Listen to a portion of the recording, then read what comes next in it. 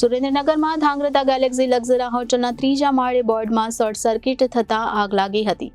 સદનસીબે મોટી દુર્ઘટના થતાં ટળી હતી. હાલ હોટલ દ્વારા પાર્કિંગ માટે બાજુમાં શેડ ઉભો કરવામાં આવ્યો છે, ત્યારે પ્લાન મંજૂરી, બીયુ પરમિશન અને ફાયર સેફટી સંબંધિત જરૂરી કાર્યવાહીની તટસ્થતાથી તપાસ થાય તે બાબતે લોકમાંગ ઉઠવા પામી છે.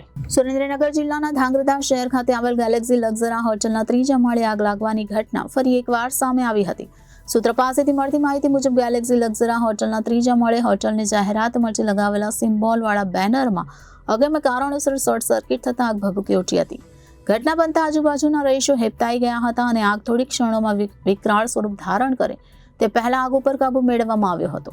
એક તકે રાજકોટ ગેમ ઝોનની ભયાનક દુર્ઘટના બાદ ધાંગ્રધામાં ફાયર સેફટી બાબતે નોટિસ નામનું છલકછલાણું કરવા સિવાય કોઈ પરિણાત્મક કામગીરી સામે નથી આવી, ત્યારે ધાંગ્રધા મધ્ય આવેલી હોટલ લક્ઝરામાં આગ લાગવાની ઘટના આ પહેલા પણ બની ચૂકી છે અને હોટલના બીયુ પરમિશન અને પાર્કિંગના વિવાદ પણ સામે આવ્યા હતા. હાલ હોટલ દ્વારા પાર્કિંગ માટે બાજુમાં શેડ ઉભો કરવામાં આવ્યો છે, ત્યારે પ્લાન મંજૂરી, બીયુ પરમિશન અને ફાયર સેફટી સંબંધિત જરૂરી કાર્યવાહીની તટસ્થતાથી તપાસ થાય તે બાબતે લોક માંગ ઉઠવા પામી છે.